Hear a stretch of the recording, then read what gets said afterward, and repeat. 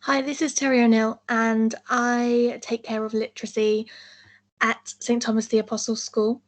I just wanted to share with you today the Bedrock vocabulary program that we use across all of Key Stage 3, and to give you some tips in terms of how it can be used at home so you can best support your son. Here you'll see the initial login screen. Your username and password will be entered here, and then we click on the button at the bottom which says Learn. Okay, so as soon as you enter and you're logged in, you're welcomed with the My Progress screen.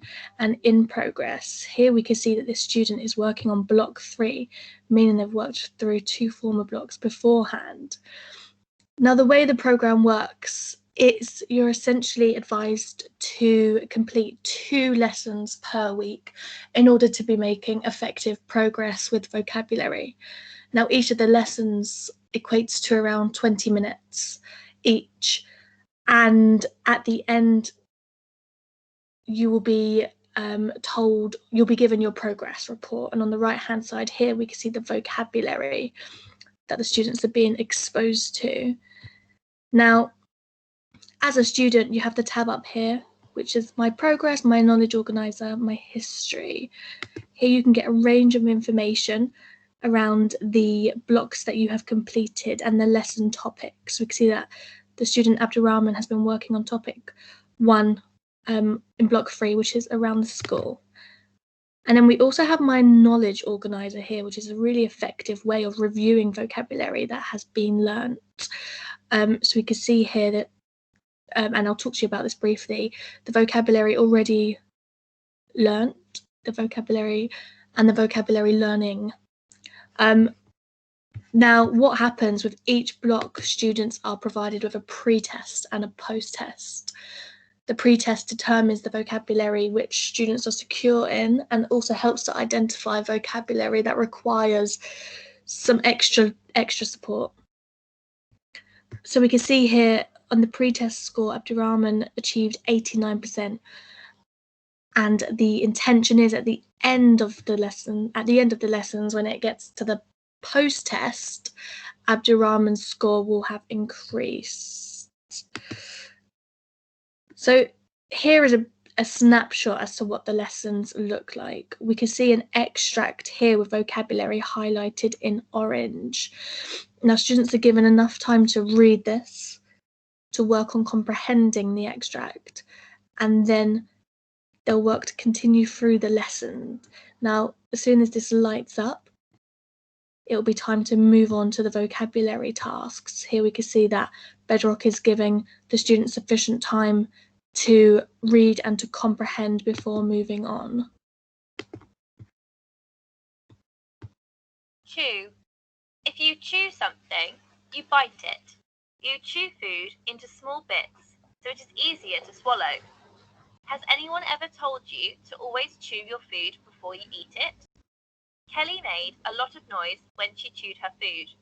You could hear her biting very loudly.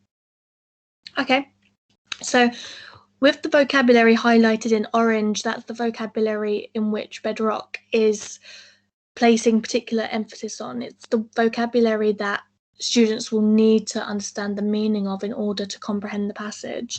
So, feast. A feast is a really big meal or dinner.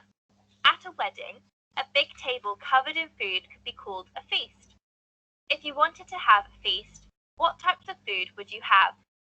It was Amelie's birthday. She went to a restaurant with her family and had a big feast. And then we have the last word. Greedy. A greedy person is someone who wants more of something. Think of the greediest person you know. They might always want more toys, or they might always want to eat more food. Wesley was a very greedy eater. He always wanted to eat more and more. So that sound signifies that I have spent sufficient time exploring the key vocabulary and listening to the examples. And then what will happen following the reading, there will be testing. So what was the lizard doing to the flies? Leo saw that a little green animal with big eyes was sitting on a tree. He was chewing and biting on flies. Where did you come from, green thing? Leo asked.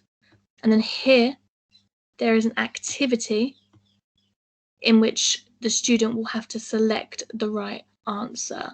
So what was the lizard doing to the flies? Was he jumping and playing with them, trying to catch them, biting and eating them, or watching them fly around? So here we can see if the student would select this answer. The lizard was chewing the flies. Which choice tells you the lizard was chewing them? And so on. So this is the structure of the lessons. The students will be given a range of activities in which they have to read a passage, they'll be questioned on it, and the vocabulary that they're exposed to will be a part of that learning process as well. Thank you very much for listening. I hope this was helpful.